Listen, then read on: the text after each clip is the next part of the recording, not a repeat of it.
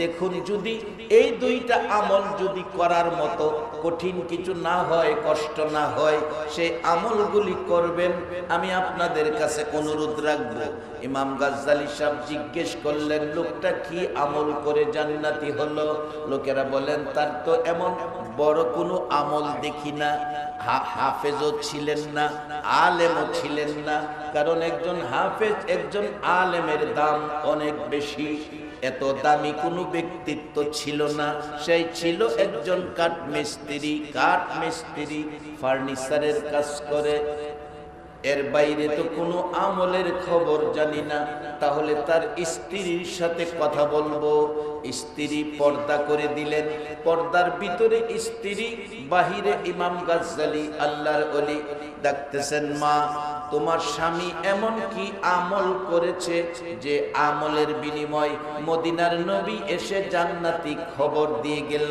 মহিলাটা কাঁদতেছে আর বলতেছেন, হুজুর এমন কোন আমল তো আমি দেখি নাই।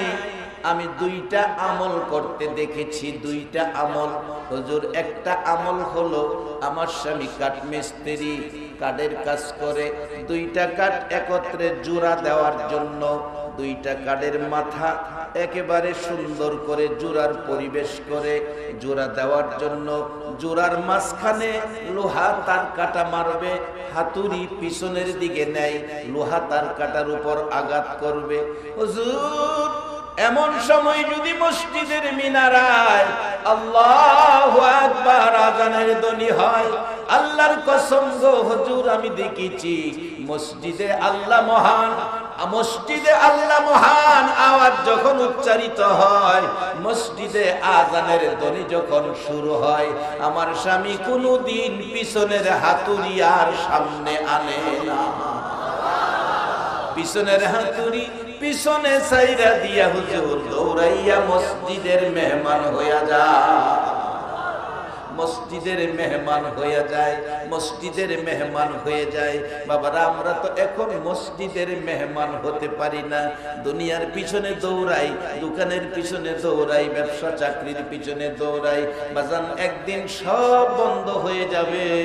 সাদা কাফন পরে মসজিদের বারিন্দায় একটা গাড়ি আছে, সেই গাড়ির প্যাসেঞ্জার হইয়া এমন এক দেশে যাবে রে বাবা, যেই দেশ থেকে আর কোনোদিন ফিরে আসা যায় না। জীবনে মানুষ কত দেশে যায় আবার ফিরে আসে, কিন্তু কবর নামের একটা দেশ, এই দেশে গেলে আর ফিরে আসা যায় না। সেই দেশে প্রত্যেকেই যাইতে হবে, বলুন সত্য কিনা? ইমাম গাজ্জালী বলেন, মা একটা আমলের কথা শুনলাম, আজান দিলে আর কাজ করে না, কোনো কাজে হাত দেয় না, দৌড়াইয়া মসজিদে চলে যায়। আর একটা কাজ কি? দুইটা কাজ তুমি বলেছো মা। হুজুর আর একটা কাজ হলো, আমার স্বামী কোরআন পড়া জানে না, কিন্তু কোরআনের মহব্বত ছাড়ে না। বাবারে কারাজ কি কোরআনের মহব্বতে মাহফিলের আয়োজন করেছো? কারারে বাবা এই মাহফিলে কোরআন সুন্নাহর পক্ষে বসে আছো? আমার নবী বলেছে কোরআন সুন্নাহর পক্ষে বসার বরকতের কথা। নবী বলেছে, তারাকতু ফীকুম আমরাইন লান তাদিল্লু মা তামাসসাকতুম বিহিমা কিতাবাল্লাহ ওয়া সুন্নাতা রাসূলি। উম্মতেরা রে, আমি নবী রহমতের হাত তোমাদের উপর ধরে রাখি। আমি নবী চলে যাব, তোমাদেরকে কি দিয়ে যাব? দুটো জিনিস তোমাদের উপর, দুটো জিনিস তোমাদের জন্য রেখে গেলাম। আমি নবী বিদায়ের পর এই কোরআন সুন্নাহর ছায়ার তলে তোমরা থাকবে, তোমাদের কোনো বিপদ হবে না। আমার নবী এমন দুইটা বরকতের জিনিস উম্মতের মাথার উপর ছায়া দেওয়ার জন্য রেখে সোনার মদিনায় নবী শুইয়াছে। এই ছায়া উম্মতের উপর কোরআন সুন্নাহ উম্মতের জন্য রেখে যাবেন। এই জন্য আমার নবী গো, মা নাই বাবা নাই, 63 বছর জিন্দিগি খায়া না খায়া এই কোরআন সুন্নাহর পক্ষে আসার জন্য আমার নবী কষ্ট করেছেন। হযরতে নূহ আলাইহিস সালাম ৯৫০ বছর কষ্ট করেও এইভাবে মানুষকে বসাইতে পারে নাই। আমার নবী কোরআন সুন্নাহর পক্ষে মানুষ বসবে, জান্নাতি মেহমান হবে, জাহান্নাম থেকে বাঁচবে, মিলেমিশে থাকবে, হিংসা বিদ্বেষ ভুলে যাবে। এই পরিবেশটা পৃথিবীতে কায়েম করার জন্য ৬৩ বছর জিন্দেগি কষ্ট করেছে। এই সুন্দর পরিবেশ আমাদেরকে দিয়ে সোনার মদিনায় শুইয়াছে। একবার বলুন আল্লাহু আকবার। কারাগো আজকে আমার নবীর এই কষ্টের পরিবেশে ঘরবাড়ি বিছনা ছেড়ে বসে আছেন। এই পরিবেশটা পৃথিবীতে কায়েম করার জন্য আমার নবী কত কষ্ট করেছে। মা খাদিজাতুল কুবরা রাদিয়াল্লাহু তাআলা আনহা বলেন, পৃথিবীর মানুষেরা রে, আমার নবী সকালবেলা ঘর থেকে বেরিয়ে যাইতো, মানুষের ঘরের দুয়ারে দুয়ারে ঘুরতো আর ডাকতো, ইয়া আইয়ুহান নাস কুলু লা ইলাহা ইল্লাল্লাহ তুফলিহু।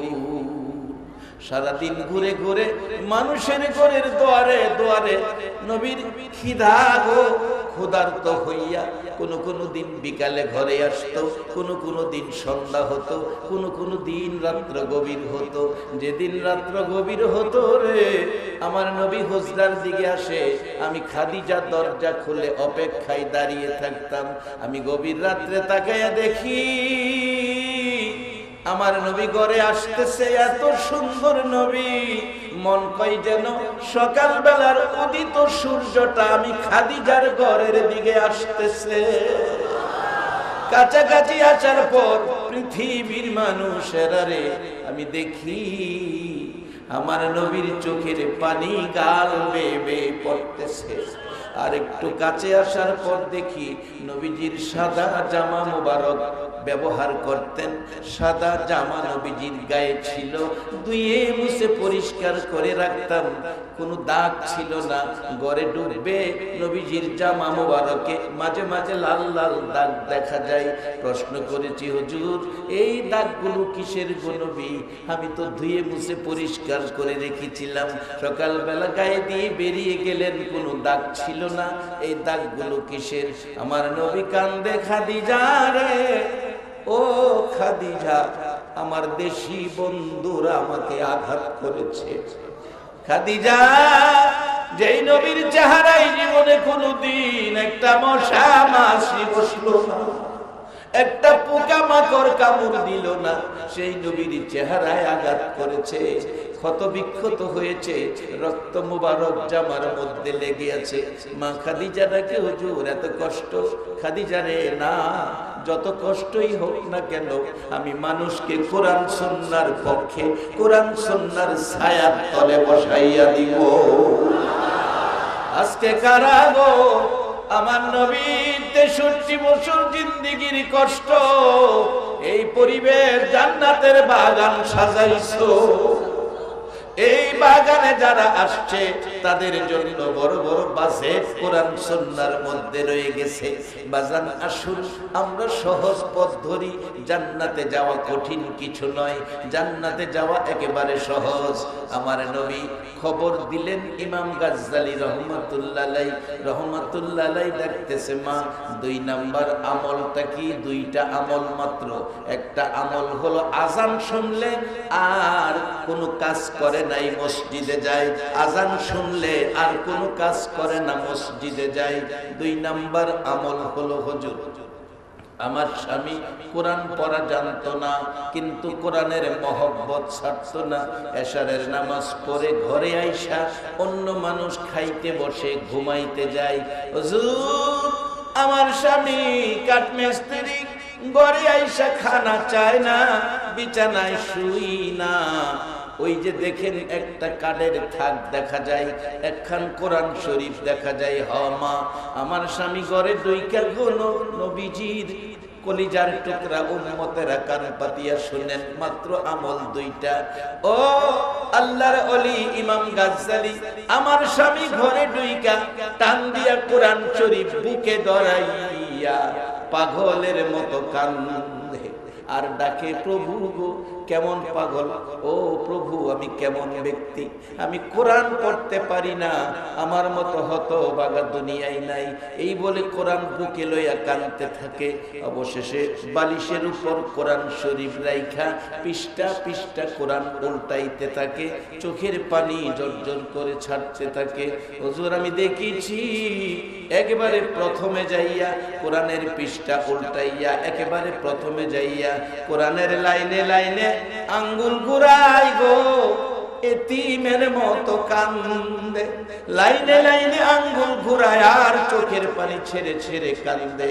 কোরআনের পাতায় পাতায় চোখের পানি পড়তে থাকে আর ডাকে, প্রভু রে আমি তো কোরআন পড়া জানি না, কোরআনের পাতায় পাতায় আঙ্গুল ঘুরাইতেছি। আমার আল্লাহর পাগল, কোরআনের পাগল ওই ব্যক্তি কাঠমিস্ত্রি কোরআনের পাতায় পাতায় লাইনে লাইনে আঙ্গুল ঘুরায় আর কান্দে আর ডাকে, আল্লাহ আমি কোরআন পড়া জানি না। হুজুর আমি দেখেছি আমার স্বামীর 2 নাম্বার আমলটা ছিল কোরআনের লাইনে লাইনে আঙ্গুল ঘুরাইতো, চোখের পানিতে কোরআনের পাতা ভিজতো। ইমাম গাজ্জালী সাহেব বলেন, পৃথিবীর মানুষের রে টান দিয়ে কোরআন শরীফ নামাইয়া খুলে দেখি কোরআনের পাগল, ওই আল্লাহর পাগল কাঠমিস্ত্রির চোখের পানি কোরআনের পাতায় পাতায় দেখা যায়। কোরআনের পাতায় পাতায় চোখের পানি দেখা যায়।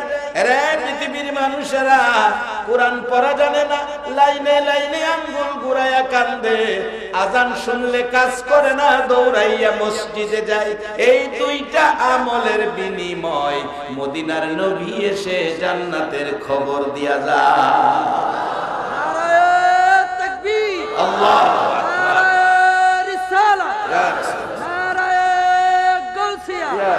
পবিত্র মিলাদুন নবী, আল্লামা ভৈরবী সাহেব, সবাই বলুন মারহাবা। বাবারা শুন, সেই খবর দেওয়ার দরজা এখনো খোলা আছে কিনা? এখনো নবী এই খবর আপনাদের জন্য দিয়ে দিতে পারেন। আমল মাত্র 2টা। আজান শুনলে মসজিদে, কোরআন পড়া জানেন না, কোরআনকে মহব্বত। আজকে যারা মাহফিলের আয়োজন করেছেন এটাও কোরআনের মহব্বতের পরিচয়, যারা মাহফিলে বসে আছেন সেটাও কোরআনের মহব্বতের পরিচয়। এখন যদি মসজিদের সাথে সম্পর্ক হয়, মদিনার নবী একদিন কোন দিন জানি আপনার ঘরে এই জান্নাতি খবর নিয়ে এসে যায়। একবার বলুন মারহাবা। বাসান এই কাজগুলি করা আমাদের দরকার আছে কিনা? কারণ এই দেশে বেশি দিন থাকার ভিসা নাই। একদিন মার কোলের শিশু ছিলাম, কিশোর হলাম, তরুণ যুবক, অনেকে বৃদ্ধ, আমি নিজেও বৃদ্ধ। আগে প্রথম যখন চট্টগ্রামে আসতাম দাড়িগুলি সব কালো ছিল। বলুন এখন কি আমার সব দাড়ি কালো আছে? এখন ইচ্ছে করলে কি আমি এই দাড়িগুলি আগের মতো কালো করতে সম্ভব হবে? যা দিন আর ফিরে আসে না। তাই এমন এক পৃথিবীতে আমরা বসবাস করি যেই দেশ থেকে চলে গেলে আর আসার সুযোগ হয় না, আসা সম্ভব হবে না। তাই এখন আমাদের কি করতে হবে? এই দেশ থেকে কিছু করতে হবে। কি করবেন? আল্লাহ কোরআনে পরামর্শ দিয়েছেন, মানুষ আর জিন 2টা জাতিকে তোমরা কি করো? আমার ইবাদত করো।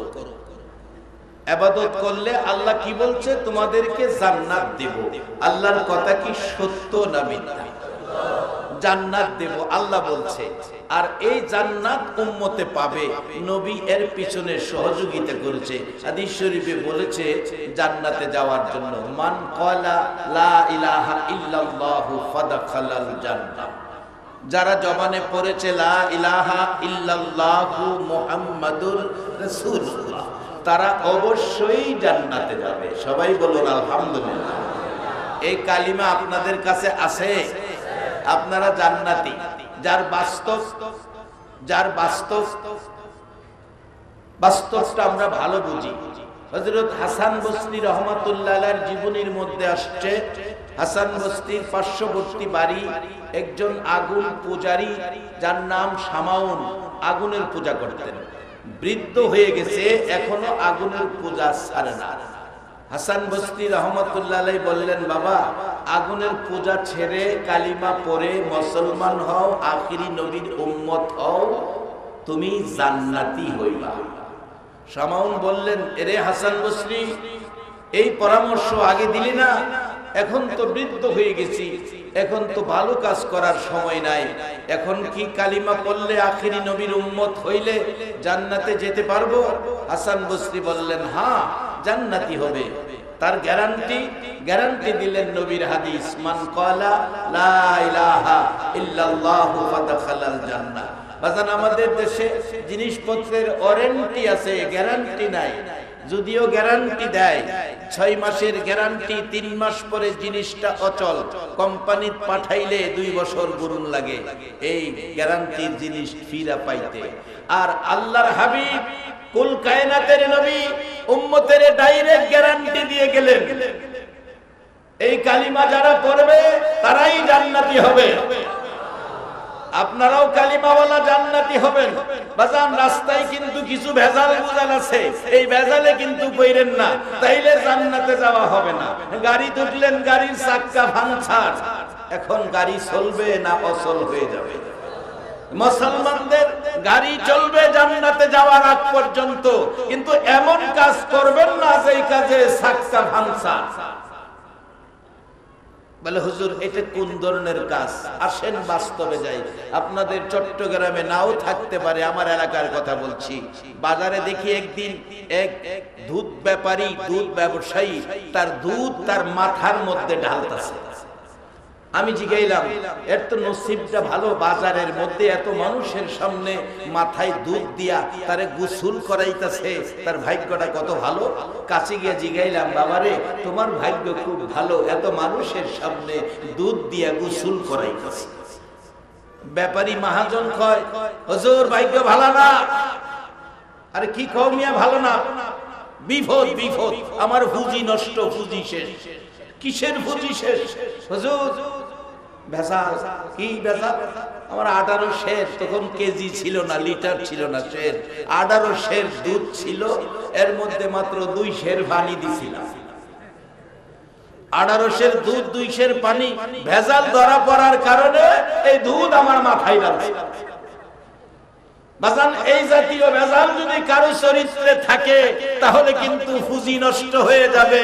যার পুঁজি নষ্ট হয়ে যাবে সেই জান্নাতে যাওয়া সম্ভব হবে না। 11 বার হজ করে আসছে হাজী সাহেব। হাজী না বললে মনটা কষ্ট বেজার, কিন্তু খবর নিয়ে দেখা যায় ছোট ভাই বোনের হক, ছোট ভাই বোনের সম্পদ সব নিজের নামে লেখা দেয় বসে। নামাজ পড়ে রাস্তা দিয়ে টুপি লাগাইয়া হাঁটেন, ছোট ভাই বোনেদের হক যদি মাইরা খান তাহলে এই আমলে বেহেশতে যাওয়া সম্ভব হবে না। আসুন এই রূপ থেকে নিজেকে বাঁচায়, নিজেকে এই রূপ থেকে বাঁচায়। কিভাবে বাঁচাবেন? পথ সহজ। আসুন, আমার নবী যেই শিক্ষা, যেই পরামর্শ, যে আদর্শ দিয়ে সোনার মদিনায় শুয়ে আছেন, সেই নবীর আদর্শ আমরা যদি নিজের মধ্যে নিতে পারি, সোনার বাংলার মানুষগুলো সোনার মানুষ হয়ে যাবে। সকলে বলুন মারহাবা। মহব্বতে আরো রহমতের আশায় দরুদ শরীফ পড়ুন। আল্লাহুম্মা সাল্লি সাইয়্যিদিনা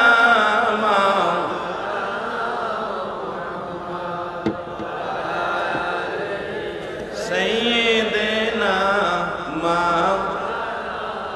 محمد اللهم صل سيدنا مولانا محمد وعلى آله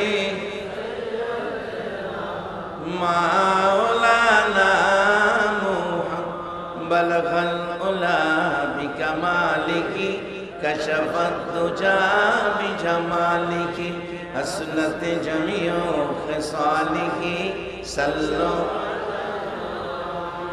আখিরি নবীর উম্মত জান্নাতে যাবে, এটার গ্যারান্টি আছে। গ্যারান্টি, ওয়ারেন্টি না। ওয়ারেন্টি না বাজান, সরাসরি গ্যারান্টি। নবীর হাদিস, আপনারা জান্নাতে যাবেন। রাজি আছেন তো? তবে বাজান এই ভেজালগুলি যেন না আসে। এই ভেজাল আসলে কিন্তু এই ওয়ারেন্টির কাতারে চলে যাবেন, গ্যারান্টি আর থাকবে না। ডাকতেছেন বাবা, গ্যারান্টি নবীর হাদিস, নবীর হাদিস। হাসান বসরি বললেন, শামাউন বললেন, এটা কি কাগজে লিখে দিতে পারবা গ্যারান্টিটা? হাসান বসরি বলেন, হ্যাঁ নবীর হাদিস লিখে দিব, ভয়ের কি আছে। লিখে দিলেন, এই কালিমা যারা পড়বে তারা বেহেশতে যাবে। কাগজটা লিখে দিলেন শামাউনের হাতে। শামাউন চোখের পানি ছেড়ে কালিমা পড়ে আখেরি নবীর উম্মত হয়ে গেল। হাসান বসরি ডাকতেছেন, শামাউন রে তোর কপাল ভালো। শামাউন ডাকতেছে, হাসান বসরি আমার নসিব ভালো, ভাগ্য ভালো। আমি বলবো আজকে যারা কোরআন সুন্নাহর ছায়ার নিচে বসে আছেন গো, আপনাদেরও ভাগ্য ভালো। শামাউন ডাকতেছেন, হাসান বসরি আরেকটা অনুরোধ করি। কি অনুরোধ? যেদিন আমার মৃত্যু হবে রে হাসান বসরি, তুমি আমারে গোসল করাইও, তুমি আমার কাফনটা পরাইও। ও হাসান বসরি, তোমার হাতে গোসল করাইও, তোমার হাতে কাফন পরাইও, জানাজা পরে কবরে নামাইও। কাফন পরানোর সময় কাগজটা আমার কাফনের ভিতরে ঢুকাইয়া দিও। যদি আমি বিপদে পড়ে যাই, প্রশ্নের সম্মুখীন হই, নবীর হাদিস এই তোমার দেওয়া গ্যারান্টি কাগজটা দেখাইব, আর কিছুই নাই। নবীর কালিমা লইয়া কবর এসেছি, নবী বলেছে কালিমাওয়ালা জান্নাতি, কাগজটা শুধু দেখাইব। সেই কথা মতো শামাউনের মৃত্যুর পর হাসান বসরি রহমাতুল্লাহ আলাইহি কাগজটা দিয়ে গোসলের পর কাফনের ভিতরে দিয়ে জানাজা পরে কবরে শুয়ায়ে দিলেন। সবাই চলে গেলেন। হাসান বসরি বলেন, পৃথিবীর মানুষেরা রে, রাত্র গভীর ঘুমিয়েছি, আমি দেখি শামাউন এসে আমাকে ডাকতেছে, ও হাসান বসরি ঘুমিয়েছো, এই লও তোমার কাগজ, তোমাকে দিয়ে গেলাম। তোমার কাগজ আমার প্রয়োজন পড়ে নাই রে হাসান বসরি। কালিমাটা পড়ে আখিরি নবীর উম্মত হইয়া কবরে যাওয়ার কারণে রে আমার আল্লাহ আমার জান্নাত দান করে দিয়েছে। হাসান বসরি রহমাতুল্লাহ আলাইহি বলেন, আরে পৃথিবীর মানুষেরা, ঘুম ভেঙে গেল, ঘুম থেকে উঠে দেখি আল্লাহর কসম, যেই কাগজ কবরে দিয়েছিলাম সেই কাগজ আমার হাতের মধ্যে এসে গেছে। বাবারা, এখন সেই কালিমাওয়ালা জান্নাতি হবেন, এতে কোনো সন্দেহের কিছুই নাই। কিছু কাজ করতে হবে। কি কাজ করবেন? আসুন বাবার সামনে। আমার নবী বলেছেন কালিমাওয়ালা জান্নাতে যাবে। জান্নাতে যাবেন, জান্নাতের দরজায় তালা আছে। জান্নাতের দরজায় কি আছে বলুন? আরো জোরে বলুন। তালা আছে। আমার নবী যদি জান্নাতের দরজায় যদি তালা না থাকতো, তাহলে এই কথা হাদিসে নবী বলতো না, তাতু মিফতাহুল জান্নাহ, নামাজ বেহেশতের চাবি। চাবি যখন নবী বলছে, তাহলে বোঝা যায় বেহেশতের দরজায় তালা আছে। কি যুক্তিতে আসে কিনা? তালা যদি না থাকতো তাহলে চাবির প্রয়োজন কি? কথাটা কি বুঝাইতে পারলাম? নিশ্চয় তালা আছে, এই জন্য চাবির প্রয়োজন আছে। নবী উম্মতের হাতে চাবি দিয়ে গেছে। বাজান, এই তালা চাবি ঠিক রাখেন। তালা খোলার জন্য চাবিটা কি হবে? as-salatu মিফতাহুল জান্নাহ, নামাজ হলো বেহেশতের। সবাই বলতে হবে। বাজান, পড়েন আর না পড়েন আপনার ইচ্ছা। যদি বেহেশতে যাইবেন মনে করেন, চাবি লয়ে যাইয়েন। তিন বন্ধু চট্টগ্রাম কক্সবাজার গেছে বেড়াইতে। বাজারটা কোরআন হাদিস না, বুঝানোর জন্য বলছি। তিন বন্ধু কক্সবাজার আসছে বেড়াইতে। বাবার ধান বিক্রি করে 10 মণ করে টাকা নিয়ে আইসা সারাদিন ঘুরলেন কক্সবাজার, চট্টগ্রাম ঘুরলেন। এখন রাত্র হয়ে গেছে, থাকবে কোথায়? হোটেলে গেলেন। বললেন হোটেল ম্যানেজারকে, আপনাদের হোটেলে কি থাকার সিট আছে? আছে তো, 5 তলায় 110 নাম্বার রুম আছে। আপনারা 3 জন তো, 3 বেডের রুম আছে। তাহলে কাগজপত্র লেখালেখি করলেন। লেখালেখি করে তারা 5 তলায় যাইতেছে। একটা ছিল একটু তুতলা তুতলা, কথা বাজে মুখে। হে দাজ্জাল তিনটা একসাথে যাইতেছে, একতলার থেকে দুতলায় উঠে আর গান গাইতেছে, চট্টগ্রাম আইলাম রে কত কিছু দেখলাম রে, যাইতেছে আর গান গাইতেছে। যেটা তুতলা এটা কয় আর তোর লেগে গান গাইতে পারলাম না, তুই করস। আচ্ছা নে কথা কম না। তিনতলায় গেছে, হেরা গান গাইতেছে, হ্যাঁ খালি আর তোর যন্ত্রণা তোরে আইনা সফরটা শেষ করে দিলাম। চারতলায় গেছে, খালি পাঁচতলায় গেছে, গিয়া দেখে পাঁচতলায় 110 নাম্বার রুমে বড় তালা লাগা। একটারে কয় কিরে চাবি আনছস ম্যানেজারের কাছ থেকে? কই না, চাবি তো আনছি না। কইতে চাবি না আনলে এটা খুলবো কিভাবে? হ্যাঁ কইতেছে আমি তো চাবি কথাই কইলাম, তোরা তো আমারে কইতেই দিলে না, আমি তো চাবির কথাই কইলাম। বাজান আমি আপনাদেরকে চাবির কথা কইতাছি, একবার বলুন আল্লাহু আকবার। চাবি সহজ, কঠিন কিছু না। বাজারে তালার চাবি হারাইলে কিনতে পাওয়া যায়, জান্নাতের চাবি হারাইলে বাজার কিনতে পাওয়া যায় না। তবে বাজান নামাজ বেহেশতের চাবি, এটা বাইরের তালার চাবি, ভিতরে সিটকারি আছে। ভিতরে সিটকারি ছিলেন না? ঘুমায় গেছে, ভিতরে সিটকারি আছে। বলবেন হুজুর এটার প্রমাণ কি? এটার প্রমাণ আমার নবী মেরাজের সফরে গেলে হযরত ইদ্রিস আলাইহিস সালামের সাথে দেখা।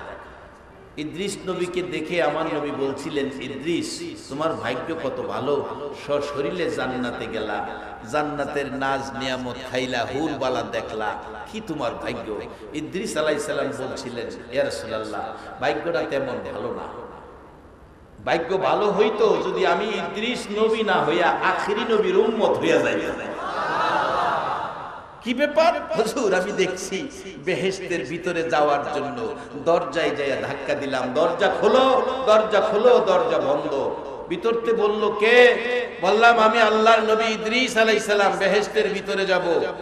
হুজুর বেহেশতের ভিতর থেকে সিটকারিওয়ালা রাহা সিটকারি লাগাইয়া রাখছে, খুলে না।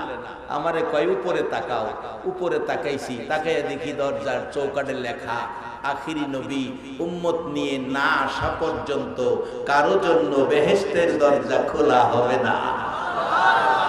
আরে উম্মতের কান্ডার নবী রহমতের ভান্ডার, বলুন উম্মতের কান্ডার নবী।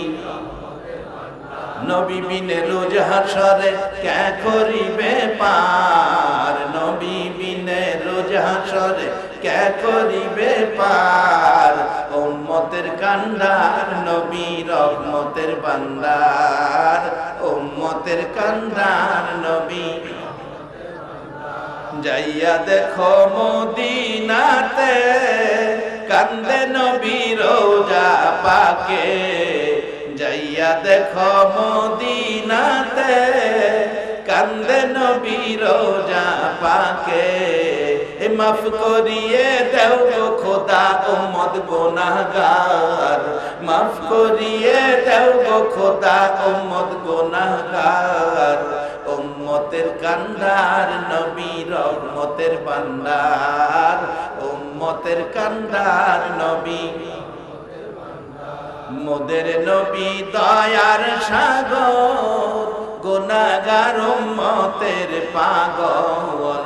মোদের নবী দয়ার গুনাহগার উম্মতের পাগল। রোজ হাসরে সেজদায় পড়ে কাঁদবে যারে যার, রোজ হাসরে সেজদায় পড়ে কাঁদবে যারে যার। উম্মতের কান্ডার নবী রহমতের ভান্ডার, উম্মতের কান্ডার নবী।